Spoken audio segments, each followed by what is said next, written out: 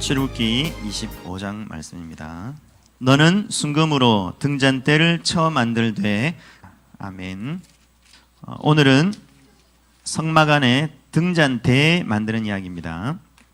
성막이란 말 자체가 이렇게 거주한다 이런 말입니다. 거주한다. 거주하는 곳이다. 하나님의 거처, 하나님의 집이라는 이야기입니다. 하나님이 거하시는 곳이라는 거죠. 하나님 여기 사시겠다 이렇게 하는 거죠. 그래서 성막이 설명하는 것은 어떻게 하나님이 우리와 함께 거하시는가를 설명해 주는 그림입니다. 그림.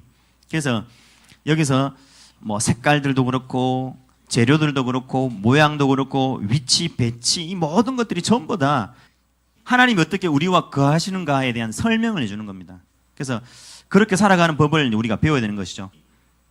성막의 설계도를 보면 여기가 뜰이었죠. 그 다음에 여기가 성소였죠. 성소를 두 개로 휘장을 쳐서 가로막 앞에를 성소, 뒤에를 지성소라 그러죠. 지성소. 앞에 이렇게 문이 있죠. 문이 어느 방향으로 있다 그랬죠? 동쪽이라 그랬죠. 동쪽. 동쪽이 중요한 것은 동쪽에 해 돋는 곳이 동쪽이기 때문에 그렇습니다.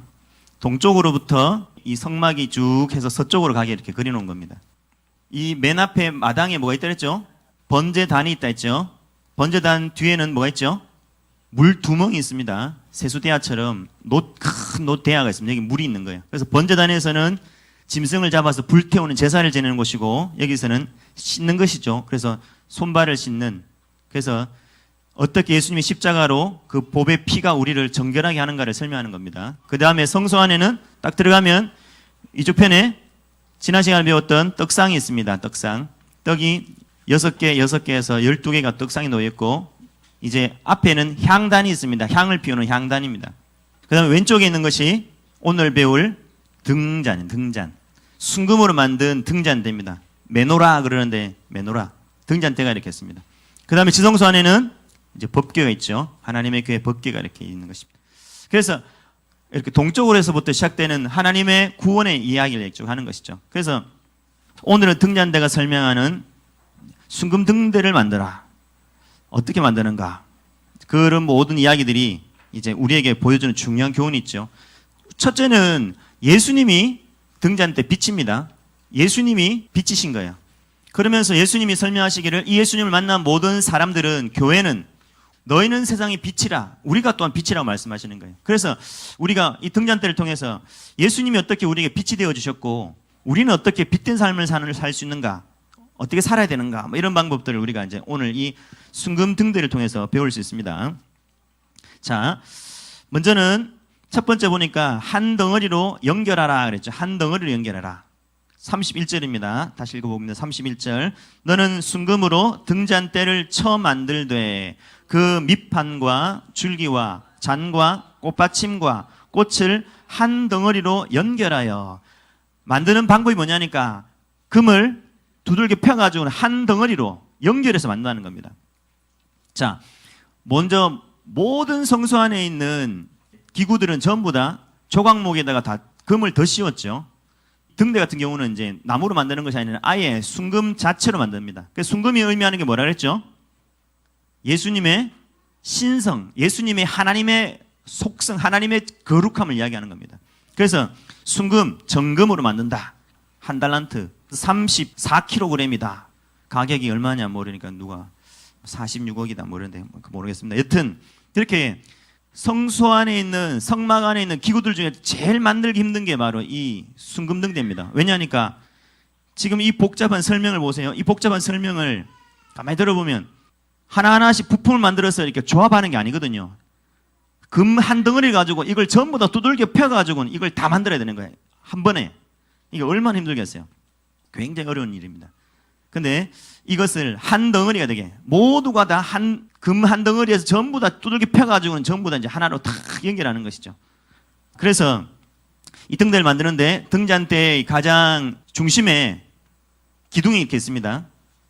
촛대가 맨 가운데를 중심으로 해서 이렇게 가지가 붙고 세 개씩 옆에서 이렇게 붙어서 이렇게 7개의 하나, 둘, 셋, 이렇게 중앙에까지 해서 7개의 등잔대가 되는 겁니다.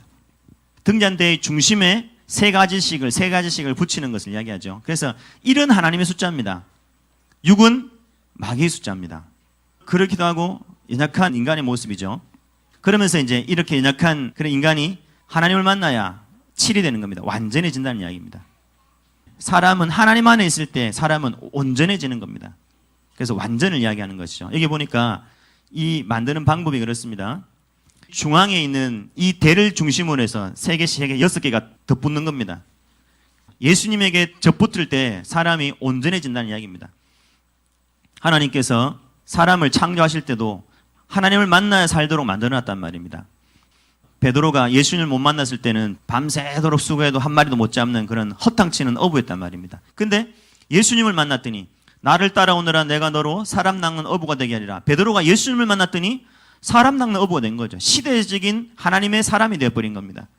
예수님 만나야, 사람은 하나님 만나야 행복해지는 겁니다. 모세가 혼자 있을 때는 장인의 집에서 살인자가 되어서 도망자가 되어가지고 장인의 양이나 치고 있었던 사람이잖아요. 인생 실패자였단 말이죠. 그런 모세가 호렙산에서 하나님 만나니까 이스라엘을 구원하는 시대적인 하나님의 사람이 되는 거예요. 사람 하나님 만나야 돼요. 그래서 이 촛대 모양을 한 덩어리로 치게 만드는데 기둥을 중심으로 해서 옆에 가지들이 붙게 하는 겁니다. 그 기둥은 누군가요? 기둥은 바로 예수님입니다. 예수님. 예수님에게 전부 다 모든 줄기가 더 붙게 만드신 것이죠. 그래서 예수님 만나야 인생이 행복해져요. 예수님 만나야 인생은 진짜 행복해지는 겁니다. 자, 그러면서 여기 기둥의 순서를 이야기하면서 중앙이 먼저라 그랬어요. 중앙의 줄기를 중심으로 옆에 있는 가지들이 다 붙어 있단 말이죠. 이게 바로 나는 포도나무여 너희는 가지니, 예수님 말씀하신 설명대로예요. 예수님이라고 하는 포도나무에 가지된 우리들이 전부 다 붙어 있다는 겁니다. 그래서 우리가 예수님과 연합하는 것이 가장 먼저 있어야 되니까, 예수님과 연합해야 우리가 생명을 얻고, 예수님과 연합해야 우리가 거듭나고 새 생명을 얻고 구원받는 것이죠. 그러니까 예수님과 연합이 가장 일본으로 일어나야 될 일이죠. 그래서 촛대 모양을 통해서 우리가 설명하는 바는 뭐냐면, 사람은 또 교회된 우리는 가장 먼저 가장 중요하게 중앙에 있는 이 기둥 대신은 예수님과 만난다는 겁니다. 그것도 날마다 거기에 연결되어 있어야 우리가 날마다 신선한 그 기름을 공급받아서 우리는 불을 피울 수 있는 그런 등잔대의 기능을 감당할 수 있다는 것이죠. 예수님과 만나야 한다. 그 다음에 그렇게 예수님과만 만나면 끝나는 것이 아니라 그것이 전부 연결되어서 다른 가지랑 만나는 것이죠. 첫 번째는 예수님과의 연합이고, 그 다음에는 형제와의 연합이에요. 교회 다른 지체들과 연합이라는 겁니다. 성도와의 교제. 그래서 예수님과의 만난 사람들은 반드시 옆에 있는 형제를 만나야 되는, 믿음의 형제를 만나야 되는, 믿음의 가족을 만나야 되는 거예요. 믿음의 가족을 만나야 된다. 믿음의 공동체를 만나야 된다는 거예요. 그래야 그 사람의 영혼이 살 수 있습니다. 자, 여기 이 구조를 가만히 보세요. 여러분, 성막이 참 신기합니다. 하늘에서 보여준 내가 보여준 식양대로, 양식대로 만들어라 했잖아요. 그 이 성막은 단순히 사람이 고안해서 만든 게 아니에요. 하나님이 하늘의 것을 이렇게 가르치면서 저대로 만들어 이렇게 말한 거란 말이에요. 그래서 이것은 그냥 단순해 보이는 그냥 텐트 집 같은데, 근데 이게 이 속에 하나님의 어마어마한 진리가 들어있단 말입니다. 그래서 맨 먼저 앞에 있는 이 마당의 이야기는 예수님의 이야기입니다. 성자의 사역이죠. 이 성소 안에 있는 것은 전부 다 성령의 사역입니다. 그 다음에 지성소에 있는 것은 성부의 사역입니다. 그런가 하면 이 뜰에 있는 이 번제단이다 물두멍 이야기는 육의 이야기입니다. 육신적인 그리스도인의 삶을 이야기한단 말입니다. 여기서는 죄 씻음 받고 구원받고 죄 용서받는 이 삶을 이야기하는 거예요. 육의 삶입니다. 육의 삶. 근데 성소의 삶은 더 넘어가서 정신적인 삶이란 말이죠. 하나님이 주시는 풍성한 삶입니다. 여기 더 들어가면 영적인 삶입니다. 지성소 안에 들어가면 하나님과 만나는 영적인 삶이라는 것이죠. 그래서 여기에서만 늘 머무르는 삶이라고 하는 것은 마치 우리가 예수님에서 칭의를 받는 삶입니다. 칭의의 삶인 거예요. 그래서 예수 믿으면 우리가 하나님이 죄 없다라고 하는 구원을 얻잖아요. 오케이. 그런데 성소의 삶은 성화의 삶입니다. 성화의 삶이란 말은 우리가 예수님 닮아간다는 이야기입니다. 우리의 성품이, 우리의 인격이, 우리의 삶이, 사역이 예수님을 닮아가는 삶이 된다는 거죠. 그 다음에 지성소의 삶은 영화의 삶이 되는 겁니다. 자, 우리가 어디 있냐라고 하는 거예요. 나의 자리가 어디냐라고 말하면 여기 머물러 있는 사람은 늘 그냥 내 죄 용서 받은 거, 내 구원 받은 거 이것에서 만족해 사는 거예요. 그냥 그거예요. 그냥 난 구원 받았다. 그냥 늘 여기서 머물고 여기서 뻘뻘뻘 돌아다니는 거예요. 그게 마당만 밟는 신앙생활이라는 거예요. 예수님을 믿고 구원받고 구원받았으니까 이제는 이제 멋대로의 내 삶을 사는 겁니다. 근데 그게 아니라 여기에 들어오면 여기 삶은 사실은 섬기는 삶이고 봉사의 삶입니다. 예수님을 닮은 하나님의 나라를 이루는 삶을 산다는 겁니다. 그 사람이 지성소 안에 대해서 하나님과의 영광스러운 하나님과의 깊은 충만한 영화로운 삶을 사는 거예요. 그래서 우리의 삶에서 이 성소의 삶이 굉장히 중요합니다. 그럼 어떻게 사느냐 말이죠. 어떻게? 떡을 먹어야 됩니다. 진설병의 떡은 말씀 대신 그리스도와의 날마다 교제를 이야기하는 거예요. 그래서 안식일마다 새 것으로 바꾸라. 여러분이 주일에 오신 이유는 이 예수님을 만나서 새로 새 떡, 새 말씀, 그 말씀이 새롭다는 게 아니라 했죠. 뭐가 새로워야 한다고요? 우리에게 떡 대신 그리스도가 날마다 새로워야 되는 거예요. 구원이 날마다 새로워야 되는 것이 하나님의 은혜가 날마다 새로워야 되는 거예요. 그걸 위하여 진설병의 떡을 안식일마다 새 것으로 바꾸라. 새 은혜를 주시기도 원한다는 거예요. 그래서 그 떡을 먹으면서 날마다 좋아하는 교제하는 거죠. 그런 우리에게 무슨 삶이 요구되냐면 교제를 이야기하는 겁니다. 예수님과의 교제, 예수님과의 연합, 그 다음은 넘어서서 형제와의 우리 안에 하나님이 주신 교회 옆에 있는 지체들과의 교제가 일어난다는 것이죠. 그 삶이 우리에게 하나님이 요구하시는 겁니다. 그래서 이 성소 안에 들어와야 우리가 능력 있는 삶을 산다는 거죠. 진짜 하나님 우리에게 요구하시는 빛을 발하는 이 엄청난 삶을 살 수 있다는 겁니다. 그 일을 위해서 뭘 해야 되냐? 예수님과 연합하고 형제들과의 연합을 위해서 뭘 해야 되냐 하면 이걸 전부 다 어떻게 만들어라 했죠? 쳐서 만들려고 그랬죠. 두들겨 쳐서 만들려고 말합니다. 이렇게 그 붓집에다가 이렇게 금을 녹여가지고 쭉 그냥 부어가지고 주조로 만드는 것이 아니라 단조로 통통통통통 계속 두들겨가지고 만드는 겁니다. 연합이 쉬운 게 아니라는 이야기를 하는 거예요. 연합이 쉬운 게 아니다. 우리가 예수님과 연합한다라고 할 때는 우리가 예수님을 만나서 예수님 닮아가는 삶을 산다고 할 때는 우리에게 여러분 이 마당만 밟는 삶은 쉬워요. 예수 믿고 구원받으면 좋잖아요. 제가 진이에게 늘 하는 얘기. 주일 아침이 돼가지고 그냥 교회 간다고 딱 나와가지고 그냥 버스 타고 바로 그냥 막 이 동네로 저 동네로 종천까지 왔다 갔다 다니는데 야 하는 자녀 그런 살면 안 돼. 여기만 늘 다니는 거예요. 마당만. 들어오질 않는 거예요. 근데 구원받은 은혜를 아는 사람은 근데 꼭 물어보고 그래. 하나님 자녀다고. 자기 하나님 자녀다고. 천국 간다고. 그래요. 예수 믿으면 하나님 자녀고 천국 갑니다. 근데 우리가 이루어야 될 삶은 성소의 삶입니다. 하나님 말씀을 먹고 그 안에서 하나님이 우리에게 말씀하신 그리스도와의 연합, 형제와의 연합, 하나님 우리에게 성소의 삶을 요구하신단 말이죠. 그래서 우리가 그리스도와 연합된다고 하는 것은 내 재미, 내 즐거움을 다 내려놔야 되는 거예요. 그래서 이 등대가 1차적으로는 예수님이라고 했죠. 등대를 쳐서 만난 말입니다. 예수님 스스로가 두들겨 쳐서 만들어지는 예수님의 십자가의 죽음을 이야기하는 거죠. 예수님이 십자가의 죽음으로 교회라고 하는 우리를 이렇게 탄생시킨 것이죠. 예수님이 두들겨 펴져서 등대가 되심 같이 우리를 이제 그렇게 십자가의 죽음으로 교회를 탄생시킨 거죠. 촛대를 탄생시킨 거죠. 그리고 계시록에 보면 7 촛대 그러잖아요. 7 교회를 이야기하는 거라는 거예요. 그 교회된 우리를 만드신 것이죠. 그러면서 하나님은 이제 교회된 우리가 이렇게 마치 예수님이 십자가에 두들겨 고난당함으로 교회를 낳음같이 교회된 우리에게 이제는 또 이렇게 두들겨 펴서 예수님에게 붙게 만드는 겁니다. 예수님과 연합되게 하시는 것이죠. 그래서 우리가 예수님과 연합되려면 여러분이 그렇잖아요. 월드컵이 생각보다 빨리 끝날 것 같아서 다행인데 주와 연합한다고 할 때 세상 즐거움, 세상 재미, 세상의 쾌락 이런 것들 우리가 그리스도와 연합하기 위해서는 내려놓을 게 참 많거든요. 그 내려놓음을 얘기하시는 거예요. 그래서 쳐서 만드는 거예요. 그러면서 예수님과도 한 덩어리가 될 뿐더러 또 옆에 있는 형제와 연합하게 하시는 거예요. 그 일에도 뭐가 필요하다고요? 두들겨 펴는 거예요. 우리의 삶에 하나님이 혼자 살면 만방편하잖아요. 그렇지 않습니까? 혼자 살면 뭐가 아쉬울 게 있어요? 제가 예전에 한번 아파트에 음식쓰레기 버리러 갔더니 어떤 할머니 한 분이 음식쓰레기 버리러 오셨다가 저를 보더니만 너무 놀라시는 거예요. 어떻게 남자가 음식쓰레기를 다 버리러 오냐면서 요즘 많이 버리는데 남자분들 많이 버리시는데 왜 그러시지? 딱 들어보니까 그런 것 같아요. 평생 어떻게 사셨는지 벌써 하시더라고. 부부가 함께 사는데도 얼마나 두들겨 펴를 일이 많습니까? 서로 맞춰가야 되니까. 우리 엄마 아빠 싸울 때 너무 놀라지 말고 우리 아이들은 저렇게 맞춰져 가는구나, 연합돼 가는구나 기도하세요. 그렇게 부부가 하나가 되는데도, 연합하는데도 그렇게 진짜 고생이 터지고 막 난리가 나는데, 하물며 생판 모르는 우리가 만나서 한 몸을 이루고 연합해 간다고 할 때는 아픔이 있어요. 서로 그 안에서 두들겨 펴져야 되는 고통도 있고, 그 안에서 내 자존심도 내려놔야 되는 일들도 있을 테고, 그런 거죠. 근데 우리가 그 안에서 하나가 되어야 한다는 겁니다. 연합되어야 되는 거예요. 서로 용납하려고 애를 쓰고, 자꾸만 이해하려고 애를 쓰고, 주 안에서 우리가 이 한 몸을 만들지 못하면 등대는 뚝 부러져 버립니다. 그러면 기름이 줄줄줄 다 새면 불을 피울 수 없는 거예요. 정말 성막 안에서의 이 삶을 살 수가 없는 겁니다.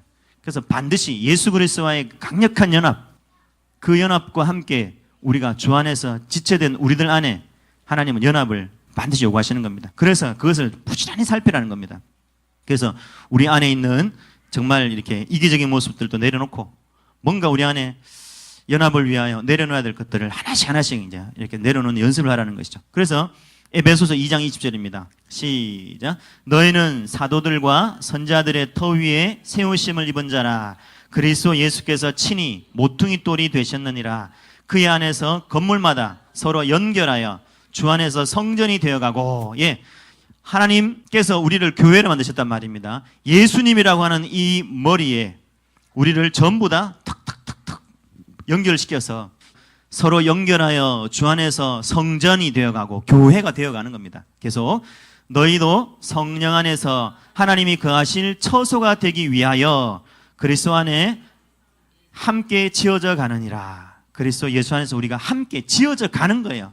계속 그 말이 지어져 간다는 말은 만들어져 가는 중이란 말이죠. 뭐 하면서 퉁퉁퉁퉁퉁 계속해서 망치로 그 금을 퉁퉁퉁퉁 펴가는 거예요.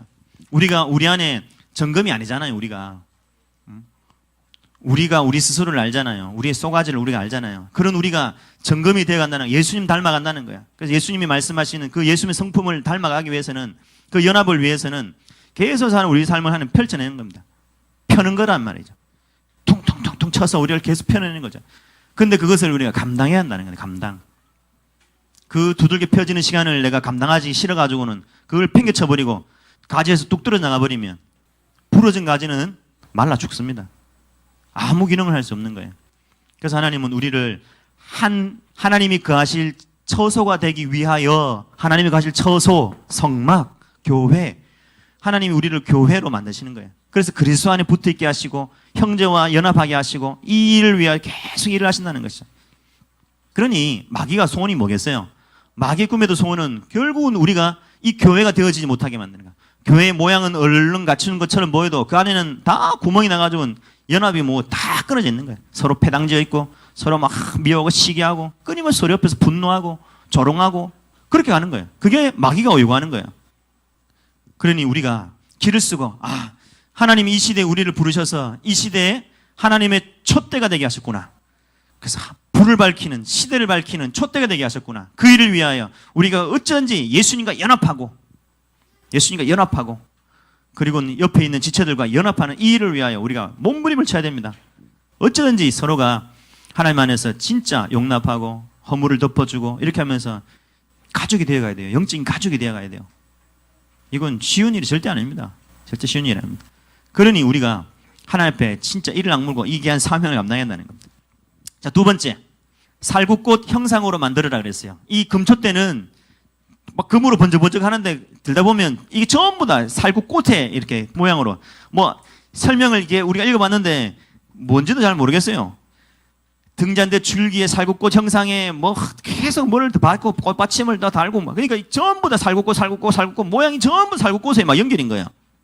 자, 왜 이렇게 만들라 하시나? 먼저 33절을 같이 한번 읽어볼까요? 33절.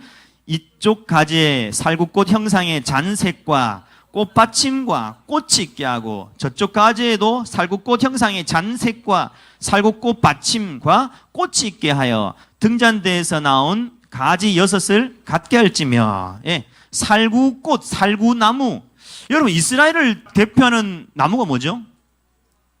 제가 언제나 나중에 제가 나무 심을 수 있는 기회가 생기면 꼭 심고 싶은 게 무화과나무입니다.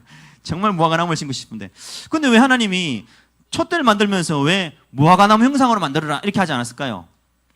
우리가 흔히 잘 아는 뭐 진짜 포도나무, 대표적으로 성경이 늘 설명하는 포도나무 모양을 만들어라 하지 않았을까요? 살구나무로 만들어 놨어요. 살구나무 모양으로. 그 이유는 살구나무가 가진 의미 때문에 그렇습니다. 살구나무. 살구나무는 샤케드라고 하는데 잠자지 않고 밤을 새우다, 경계하다 이런 뜻이에요. 어젯밤에 밤새 월드컵을 보신 혹시 독일전까지 보신 분 손 들어보세요. 있습니까? 아, 살구나무는 안 계시네. 밤을 세워 지키는, 깨어 지키는 자를 경계하는 자, 이런 의미 있는 살구나무란 말이.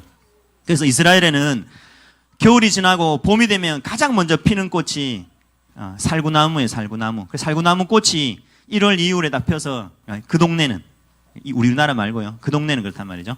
그래서 살구나무가 가장 먼저 겨울을 깨워 봄을 알리는 나무예요. 깨어 알리는 나무란. 그래서 깨어있는 나무란 말이죠. 예레미야 1장 11절 같이 읽어볼까요? 예레미야 1장 11절입니다. 시작. 여호와의 말씀이 또 내게 임하니라. 이르시되 예레미야야 네가 무엇을 보느냐 하시매 내가 대답하되 내가 살구나무 가지를 보나이다. 하나님이 예레미야 선지자를 불러가지고는 환상을 보여준 거예요. 그 환상에 뭐가 보이냐니까 살구나무가 이렇게 보이는 거라. 살구나무 가지가 이렇게 보이니까 살구나무 가지가 보입니다. 그렇게 말하니까 하나님이 뭐라 하냐니까 그래, 저와 같이 내가 너에게 이스라엘에게 약속한 언약을 저와 같이 이루어 주리라 이렇게 말하는 거예요. 그 말은 하나님이 바벨론에 포로돼 가지고는 다 망했다 이렇게 할 것처럼 보이는데 그것이 끝이 아니라는 겁니다. 하나님이 그 일을 통하여 그 일이 끝이 아니라 70년이 차면 하나님이 회복을 주겠다는 이야기죠. 살구나무 가지를 보여줬던 이유는 하나님이 그렇게 이스라엘을 지금은 죄짓고 지금은 사고치고 지금은 엉망진창이라서 바벨론에 포로 보낼 수밖에 없지만 이 이스라엘을 그냥 버려두지 않는다는 겁니다. 주무시지도 않고 졸지도 않는 하나님이 깨어서 하나님의 백성, 자기 백성들을 지켜보시고 보호하시고 보존해 주겠다는 거죠. 그게 살구나무의 의미입니다. 깨어있는 겁니다. 깨어있는 나무. 다 잘 때 깨어서 눈을 부릅뜨고 하나님이 살펴주시겠다, 지켜주시겠다는 이야기죠. 등잔대가 살구나무 모양을 한 이유는 그 이유입니다. 하나님이 우리를 어떻게 지켜주시냐, 하나님이 어떻게 우리를 보호해 주시냐, 주무시지도 않고 졸지도 않는 하나님이 우리를 살펴보시고 깨어서 우리를 언제나 돌보신다는 이야기를 하는 거예요. 그리고 아론의 쌍난 지팡이를 보셨죠? 삐쩍 마른 지팡이에 살꽃이 펴버리는 겁니다. 분명히 지팡이란 말이죠. 그러면 지팡이는 진짜 바짝 마른 나무잖아요. 바짝 마른 그 나무에 갑자기 순이 돋더니 꽃이 탁 펴버리는 거야. 그 말은 죽었는데, 분명히 삐쩍 말라 죽었는데 하나님이 거기서 죽은 것에서 생명을 살려내버리는, 깨어 살리는 일을 한다는 겁니다. 그게 살구꽃 모양이 의미하는 바예요. 교회가 이 땅에서 할 일이 뭔지를 설명하는 겁니다. 교회는 깨어서 시대를 살리는 일을 한다는 거예요. 예수님이 죽은 우리에게 오셔서 우리의 생명을 부활케 하신 같이 이 땅에 이제 교회는 죄와 죽음과 저주와 사단에게 잡혀서 미신 생기면서 귀신에게 붙잡혀서 일생을 종로를 하는 이 땅의 수많은 영혼들을 깨어 살리는 일을 하게 하는 것이 교회입니다. 하나님이 교회를 통해서 그 일을 하시겠다는 이야기예요. 그래서 이 등잔대 모양이 살구 모양을 하는 것입니다. 그리고 이 등잔대가 언제 그런 불을 밝히냐면 저녁부터 아침까지 불을 밝힙니다. 출애굽기 27장 21절입니다. 아론과 그의 아들들로 회막안 증거궤 앞 휘장 밖에서 저녁부터 아침까지 항상 여호와 앞에 그 등불을 보살피게 하라. 등불을 켜는데 저녁부터 아침까지, 다시 말하면 밤에, 밤 동안에 등잔에 불을 켜서 밝히라는 이야기입니다. 그래서 창조도 아침을 만들고 저녁을 만든 것이 아니라 저녁을 만들고 아침을 만든다. 밤이 되고 아침이 되니 이는 첫째 날이라. 하나님 이스라엘의 날짜의 개념을 그렇게 해놓은 거예요.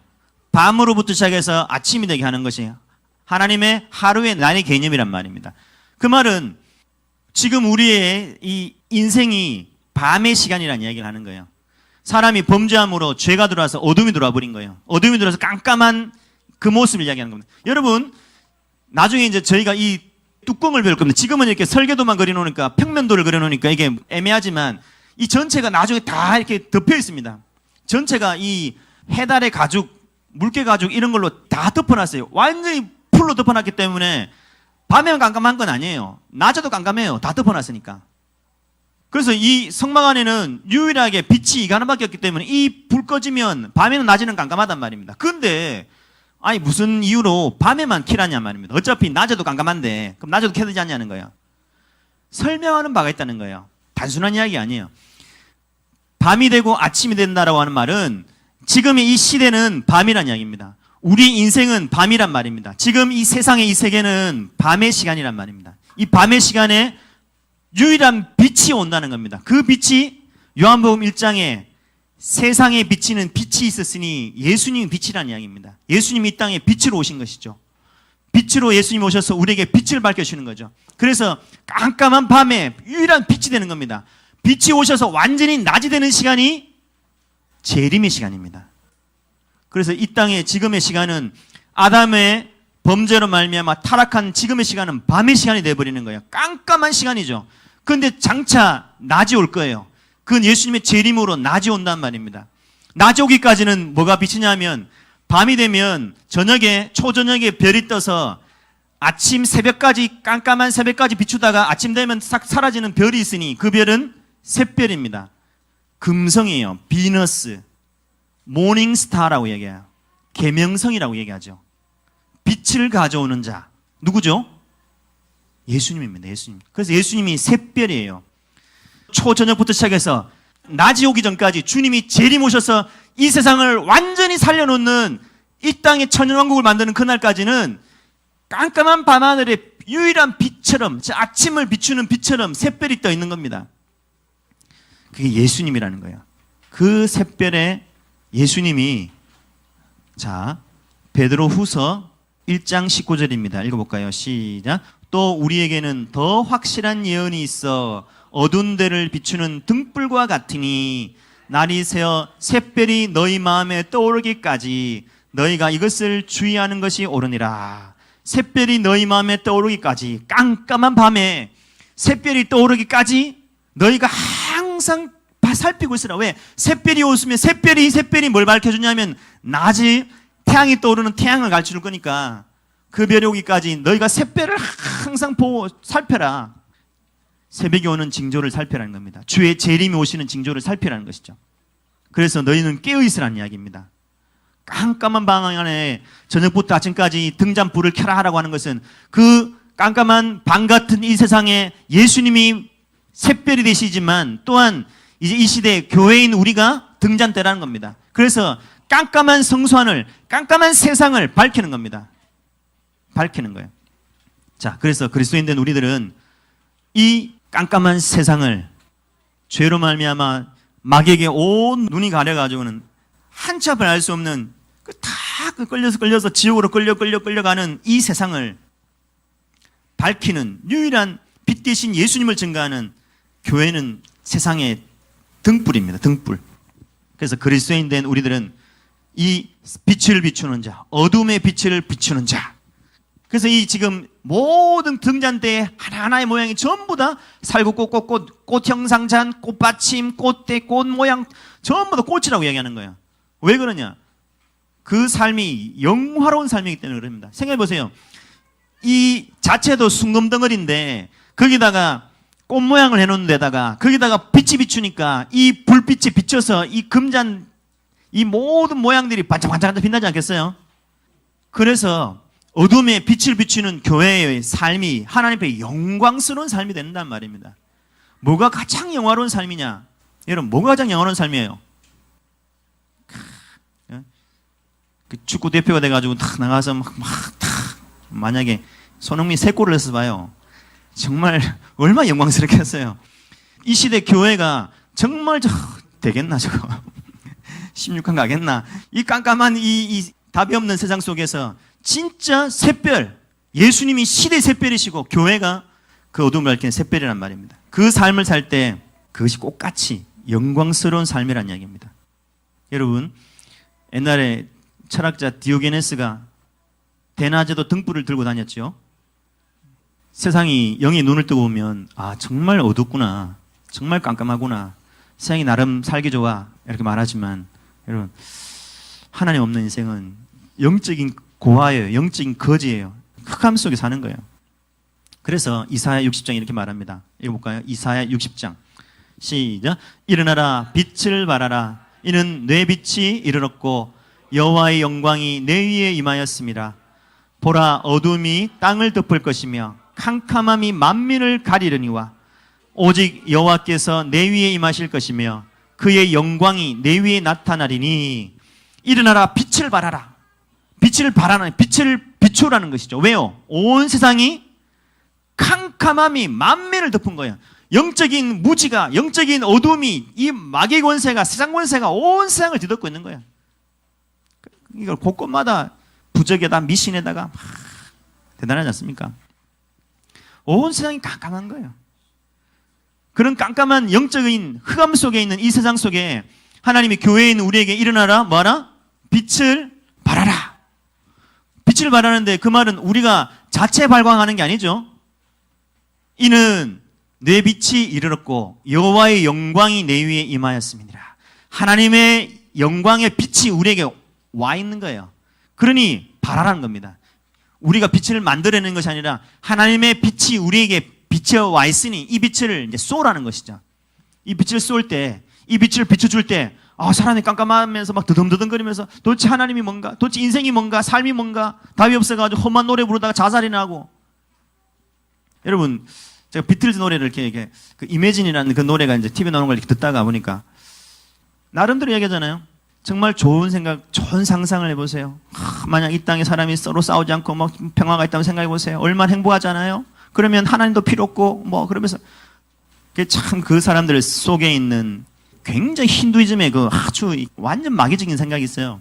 그런 것들로 자기들의 그 탁월한 음악이라고 하는 그 사람들을 완전 막 휘어잡는 그 어마어마한 기교를 가지고 노래를 불러대니 사람들이 그 허무주의에 빠져가지고 전부 다 마약하고 마리화나 피우고 막 히피 같은 그런 허무주의에 빠져버리는 거예요. 사람들이 그래서 수많은 사람들이 자살하고요. 이게 얼마나 그게 악한 일이에요.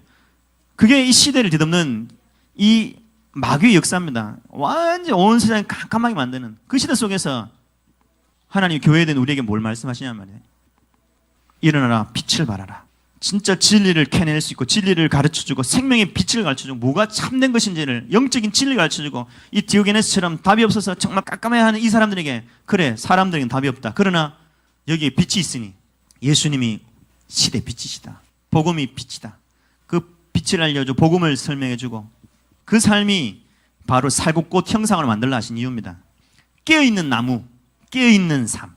하나님이 이 시대 교회에 대한 우리를 너희는 금 등잔대인데 살구꽃 모양의 금 등잔대다. 그 말은 온 세상에 하나님의 영광의 빛을 발하는 깨어있는 세상이 다 어둠 속에 세상이 다 죄 속에 세상이 다 흑암 속에 뒤덮여 있는데 너희가 예수 그리스도의 빛을 가지고 시대를 깨우는 깨어있는 자들이다.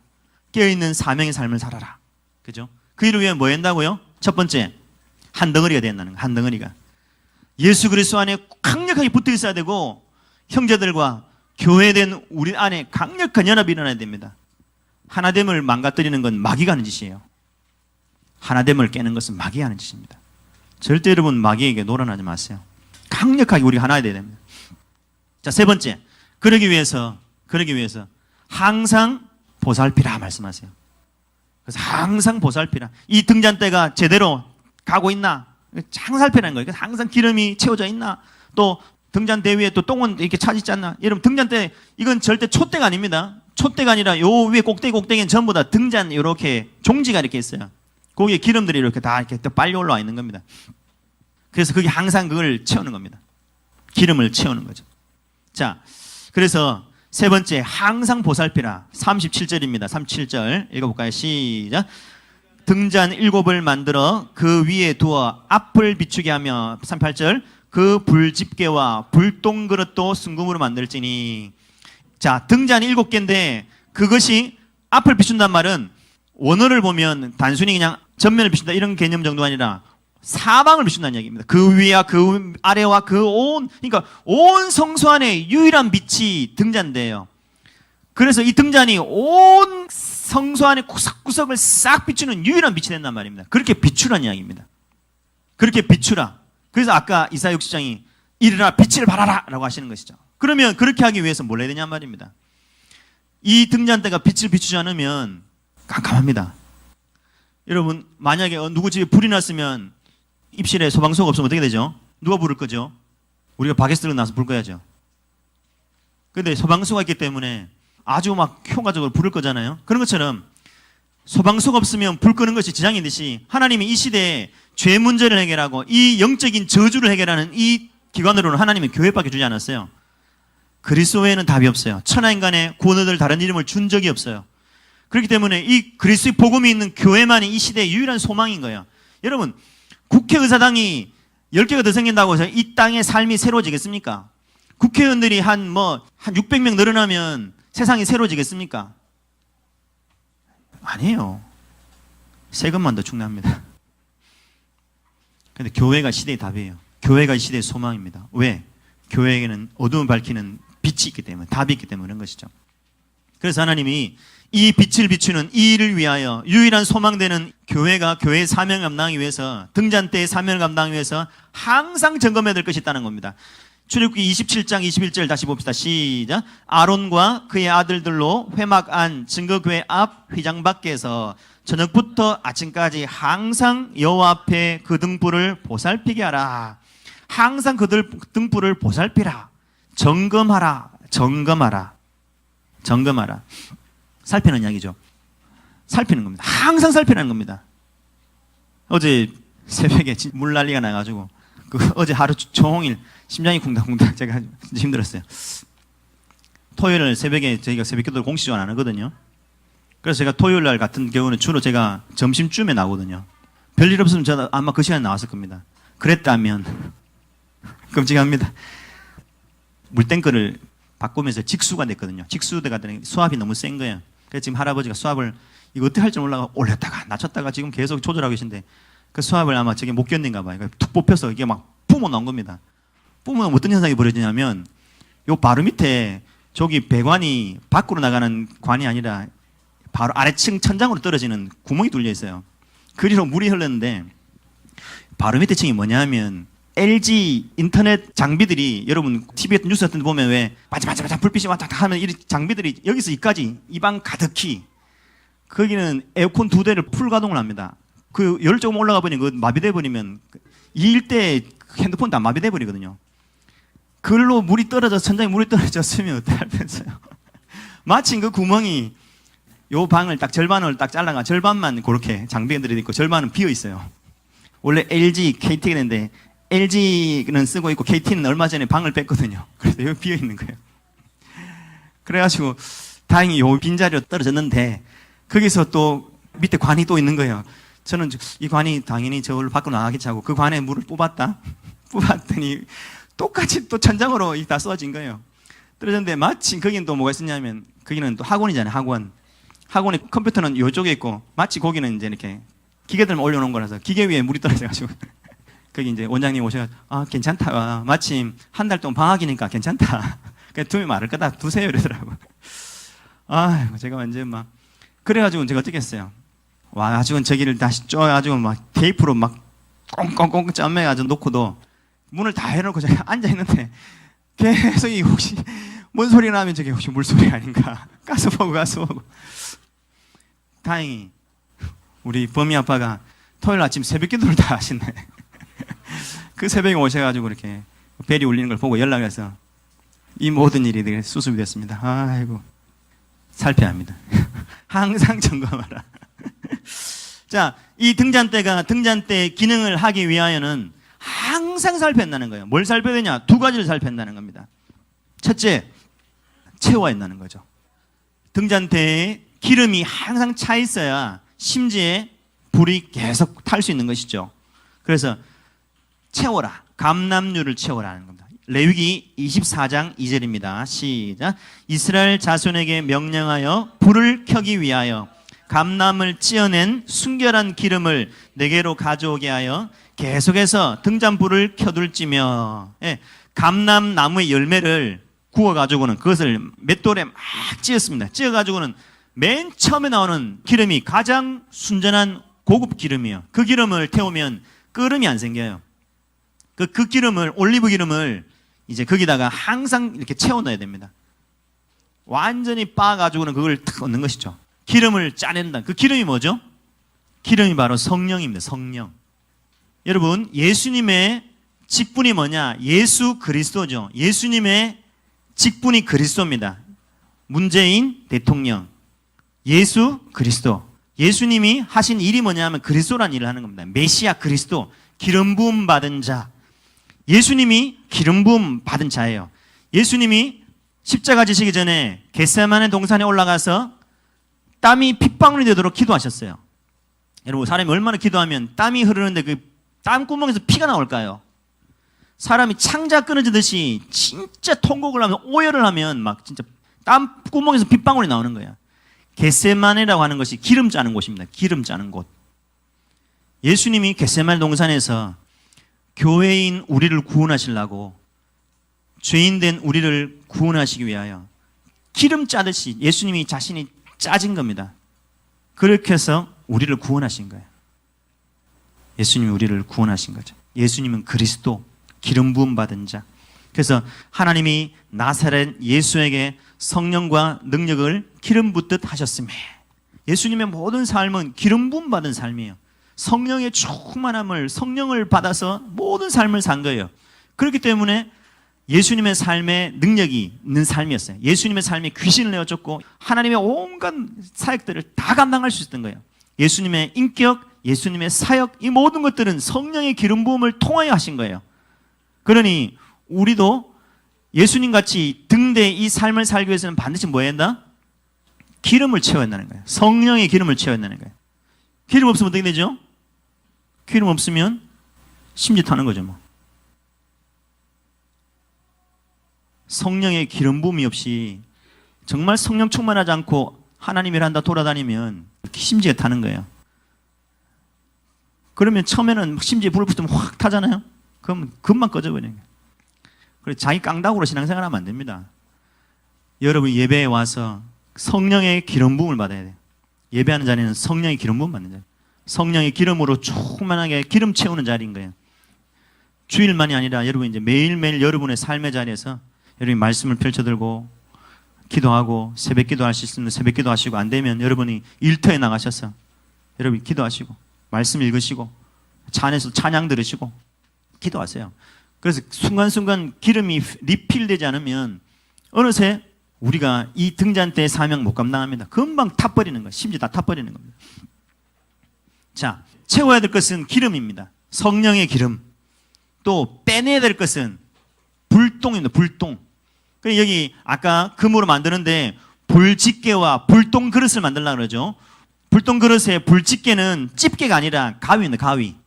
그 가위로 뭐 하냐면 심지를 이렇게 이제 위에 끝은 심지를 잘라줍니다. 이렇게 딱 잘라주는 거예요. 그래서 심지를 끊어서 불똥들을 항상 제거를 하는 거예요. 그래야 불이 계속 기름을 잘 빨아들여서 계속 타니까 똥을 제거하는 겁니다. 똥. 우리 삶에 똥이 있다면 똥. 뭐 똥 잘 사는 걸 이야기하는 게 아니고 우리 삶에 제거해야 될 불똥이 있단 말입니다. 우리가 등잔대로서 끼어있는 이 삶을 위하여 우리 안에 불똥들을 제거한다는 겁니다. 그래서 우리 안에 여전히 사실은 아만 하나님이 우리 보고 야 너희는 세상에 금 등잔대야 뭐 세상의 빛이야 이렇게 해도 우리를 알잖아요. 빛은 뭐 개뿔 우리가 뭔 불이에요. 늘 참 안 믿는 사람 앞에서 저 예수 믿지 않는 사람들 앞에서 우리가 볼 때 그분들보다 우리가 딱히 뭐 더 나은 게 뭐 있습니까? 여전히 우리도 약하고 우리 안에도 죄성이 많고 우리 안에도 여전히 이기적인 생각들이 많고 아집이 강하고 그죠? 똥꼬집이잖아요. 우리가 교만하고 자기만 알고 그냥 내 편한 거 게으르고 그런 게 다 똥이란 말이면 그 똥들을 말아 제거하는 거예요. 똥 빼내라는 거예요. 말씀을 들으면서 우리가 성령 충만하여 죄를 이기고 복수해버릴까? 뭐 이랬던 내 생각들은 죄된 생각이구나. 그럼 빼는 거예요. 정말 하나님 기뻐하는 생각인 줄 알면 그때그때 퍼내는 거예요. 그래야 등잔대에 불이 밝혀집니다. 죄를 이길 수 있고 내 연약을 이길 수 있는 겁니다. 자, 갈라디아서 6장 1절입니다. 갈라디아 6장 1절. 형제들아 사람이 만일 무슨 범죄한 일이 드러나거든 신령한 너희는 온유한 심령으로 그런 자를 바로잡고 너 자신을 살펴보아 너도 시험을 받을까 두려워하라. 자기를 살피고 옆에 있는 지체들에게 혹이나 그 속에 있는 또 죄를 같이 또 싸워주고 드러내주고 끊임없이 이렇게 살피라는 거예요. 그죠? 자신을 살피고 교회를 바로잡고 늘 성령 충만하게 살지 않으면 어느새 우리가 안 되는 거예요. 이 삶을, 등잔대의 삶을 살 수 없는 겁니다. 그러니 오늘 우리가 이제 결론적으로 하나님이 한 덩어리가 되게 하셨어요. 예수님과 하나가 되어야 되고 지체들과 하나가 되어야 됩니다. 그리고 정말 그렇게 해서 믿지 않는 저 많은 사람들에게, 우리 주변에 있는 사람들에게 살구꽃 모양의 등잔대의 모습을 통해 설명한 것은 깨어있는 삶이다. 마른 지팡이 같은 곳에서 살구빛이 펴듯이 정말 죽어버린 영혼들이 어떻게 교회된 우리를 통해서, 예수 믿는 우리를 통해서 그 사람들을 살려내고 회복시켜내는가. 정말 깨어있는 자로 이 사명 감당하는 거예요. 그 삶이 정말 하나님 앞에서 꽃 같은 삶이라 했죠. 영광스러운 삶이라는 거예요. 그 일을 위하여 우리가 살펴낸다는 겁니다. 항상 기름이 차 있는지, 성령 충만으로 살아가는지, 그죠? 여러분, 자기 신령 믿고 살다가는 큰 고다칩니다. 하나님, 그래서 우리가 우리 힘을 살지 않게 도와주십시오. 정말 기름이 늘 차 있는 삶을 살게 도와주십시오. 성령 충만한 삶을 살게 도와주십시오. 혹이나 우리 안에 정말 이 불을 피울 수 없게 만드는, 빛을 발할 수 없게 만드는 어떤 그런 똥 같은 것이 있다 그러면 어느새 우리 마음에 막 미움이 일어나고 짜증이 일어나고 막 불평이 일어나고, 그렇다 그러면 어느새 내가 기름 떨어졌구나. 모든 일을 멈추고 기도하는 자리에 가야죠. 모든 일을 멈추고 다시 내가 말씀 듣는 자리에 와야지. 가요. 그래서 하나님 앞에서 늘 이렇게 서야지. 시대를 살리는 이 등잔대에 멋있는 삶을 살 수 있습니다. 그런 저 여러분 삶이 되시길 축복합니다. 주님, 당신은